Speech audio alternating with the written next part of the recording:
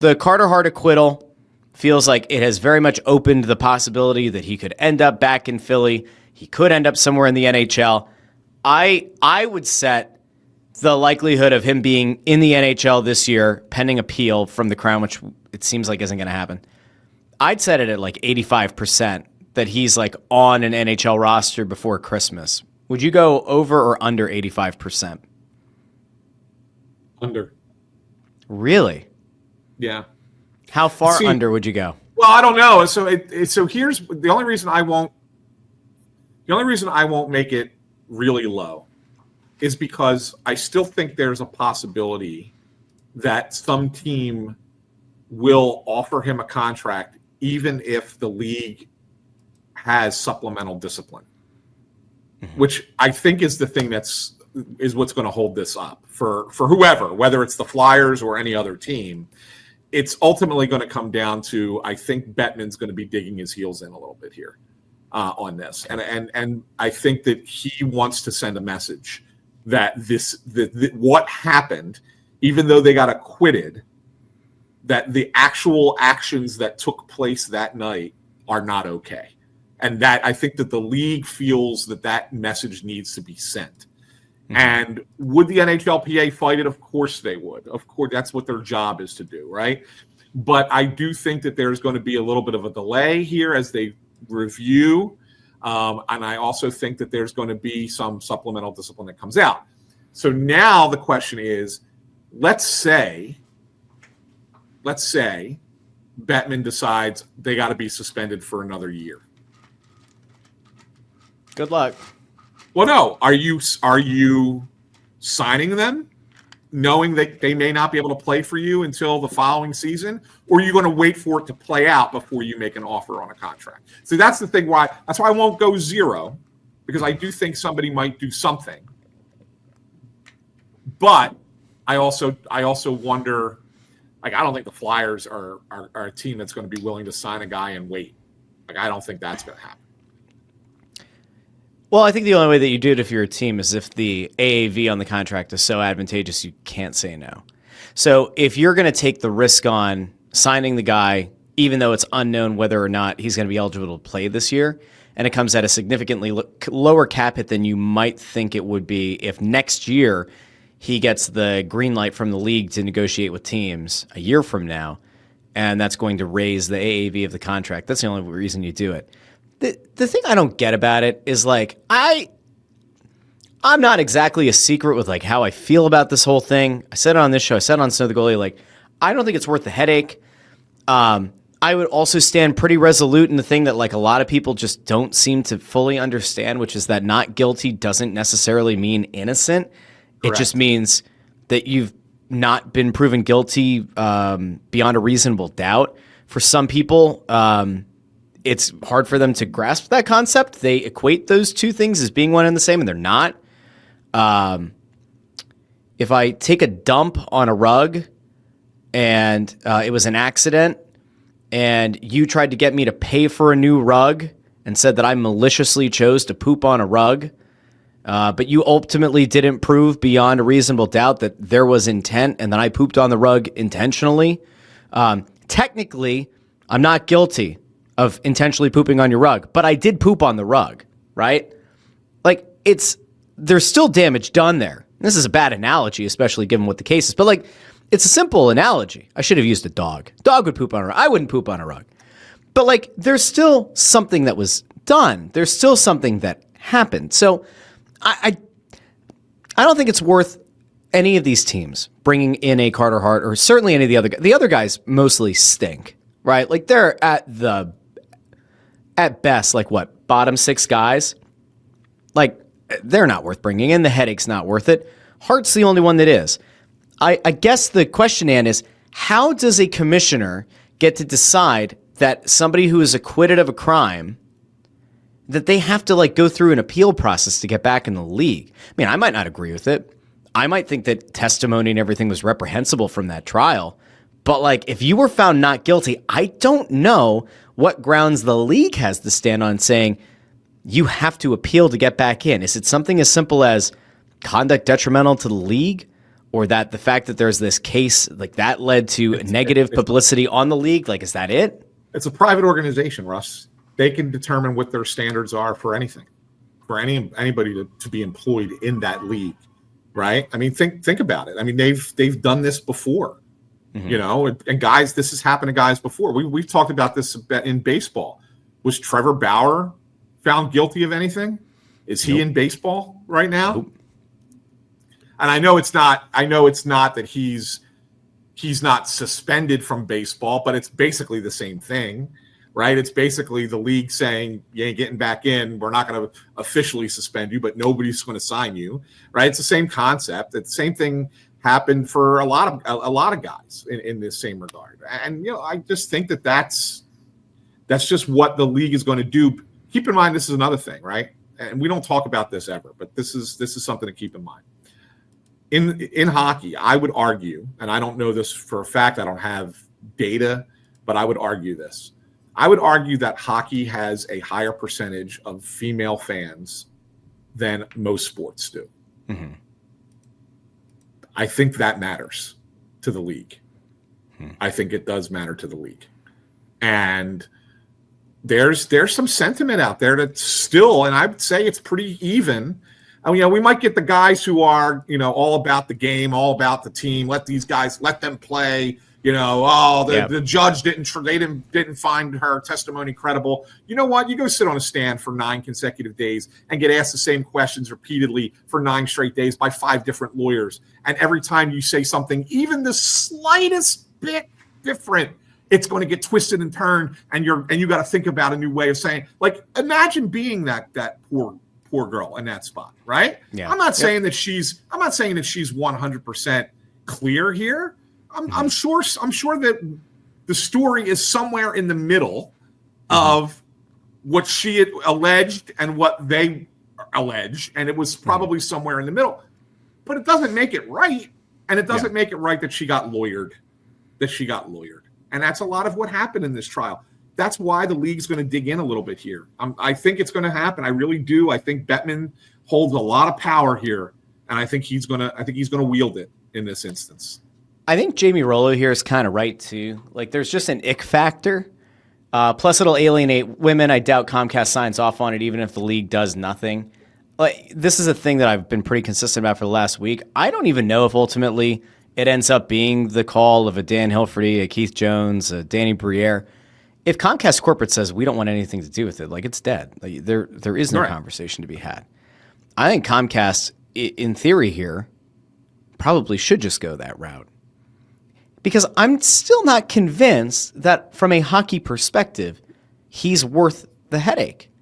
I'm not convinced that he is a top 10 goalie in this league. He certainly won't be after missing what'll be the equivalent of almost 2 years by the time, it'll be a full season. Yeah, 20. Yeah, it'll be about 2 years.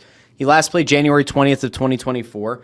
There's a possibility, depending on supplemental, all that kind of stuff. Does he not get the green light to come back until early 2026, calendar year? Maybe. So you're looking at almost 2 years.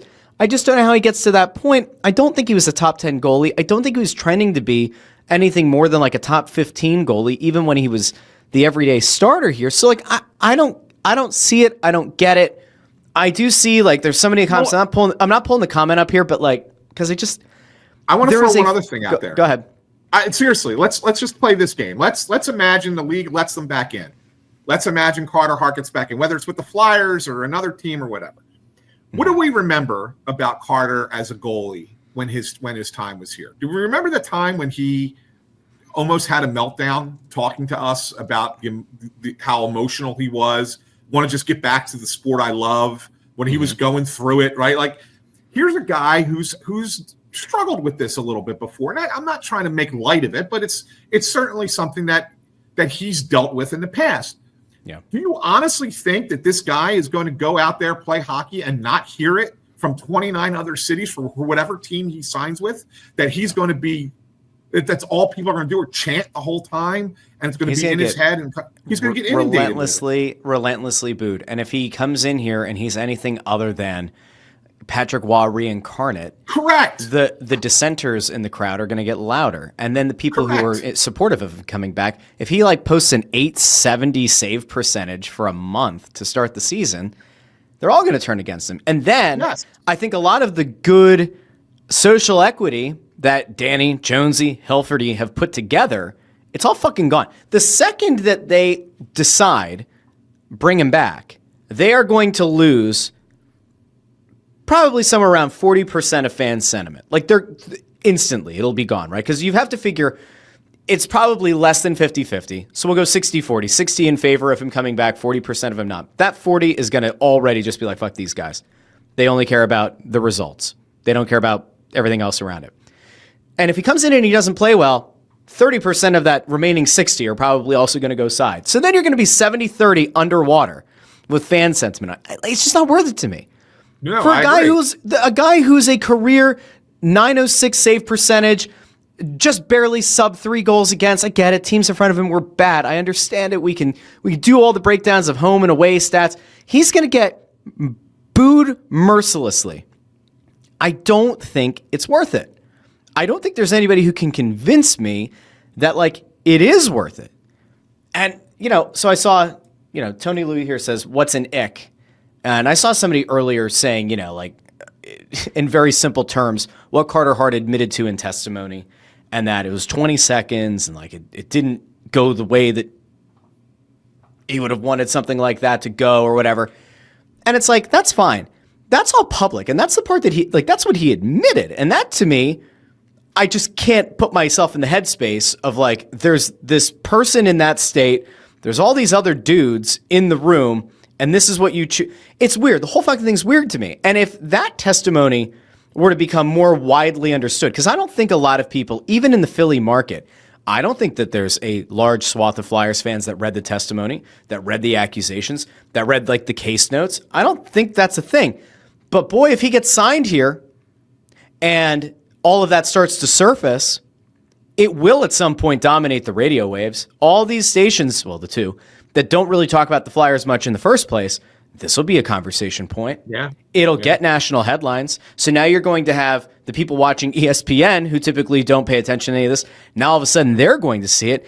It's going to spread like wildfire. And the only thing I'll say, and there's nothing behind this, but like, you better hope that there are no other people who have ever felt even remotely gross around any of these players if you're a team that's considering signing them. Because the second that you do, if there are people who maybe have had a negative experience with that player at some point in some kind of a behind closed door scenario, good enough chance they're going to come forward. And boy, that's a compounding headache. That's a compounding issue. It's not getting talked about. It doesn't feel like anybody's acknowledging it. But man, like, it's not signing a guy in a vacuum. There are so many other things that could factor into like this being a disastrous choice.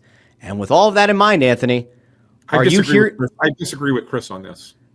Saying local sports radio won't cover it during an Eagles season? Yeah, I disagree. It will be talked. It will be it won't be a long thing. It won't carry on for weeks upon weeks.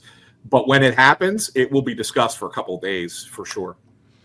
Yeah. I guess, and my overarching point here is I think it's gross. I think it's weird. I don't like any of it. I don't think that it, even if you wanted to try to pass this off as it was an innocent encounter, whatever, there is a stain on these players. There's a cloud over these players. This is not the kind of thing that you want to project to your fan base, that you want to project to like little kids that are going to idolize these. There's just so much to it. And yet, I can't help but feel there is a chance the Flyers will consider or already are considering signing Carter Hart, bringing him back with all this baggage. Is there anything that you can say right now to tell me? No, they're not. They're not. They've already ruled it out. No, they have not already ruled it out. Which it floors me because a year ago, you ask anybody in that organization, it was like, ain't happening. He won't play here again. And now all of a sudden it's like, well, maybe something's changed. I just want to know what has changed. What makes it worth it? the second that somebody can present me like a coherent argument for it, I'm willing to have the conversation. I don't think it's a coherent argument, Russ, but I think what it is I think that there is there's a way things have always been done in the sport of hockey. Mm-hmm. And maybe in other sports as well, but I think it certainly breeds in hockey, where it's all about the boys, it's all about the team, it's all about protecting your own, and guys getting away with stuff. I mean, for years, the stories that we can never tell that we know happened with certain players and certain guys and how they got away with stuff. It's just one after another, after another, after another. And so the reality of it is like it's a boys club, and and that's really what it tends to be, right? And there's a big faction of people who don't want that to be the case anymore. Yeah. Don't want it to be a boys club anymore. They want the sport to change so that it doesn't happen again, that you don't have another one of these situations crop up in the next 5 to 10 years. And to be honest with you, the people that are really at fault here, more than even these players who were teenagers who did something stupid, are the adults who kind of fostered it. Yeah. Right. And fostered that environment for this kind of thing to happen, to be throwing them a big blowout party at this country club and having them drink underage and all that stuff. Canada, I know sometimes the drinking age 19. I think drinking age is 19. Yeah, it's 19, right? For some, right? Whatever. But you think that there were still 18-year-olds who were, we're not drinking. I'm telling you, it's bad. It's bad. So the people who are running Hockey Canada, to me, are the most gross actors in this thing, more so than the players themselves. But the reality is that these guys need to be held accountable for those actions, even if they were acquitted on the charges that they were charged with. Let me set this then. You and I are talking on this show in 2026, July 2026. Is Carter Hart a member of the Philadelphia Flyers organization? July 2026? September. I'm going to get you on the technicality because you're going to do the supplemental thing. The 2026-2027 season, is Carter Hart a member of the Philadelphia Flyers organization? I think there's a possibility. I can't. It's a yes or a no. Don't give me a. Well, no, it's a yes or no. Here's the thing, because I think that there are different ways that this can play out, and depending on how it plays out, will impact whether that's a yes or a no answer. To be honest with you, I mean, I think the Flyers would be willing to take a chance on him again, but at a lower cost. Whereas I think other teams who are maybe closer to winning a championship might be willing to take a chance on him at a higher cost, in which case then he's not on the Flyers. Okay. Yeah. But it depends on how it all plays out. Like, how long are they going to be suspended? Does the PA win their appeal, et cetera, et cetera? And does he just want to come here and not play somewhere else or whatever? There's a lot of factors. So I'm just going to stick with, yes, it's possible, but I can't give you a good feeling one way or the other if it's a yes or a no.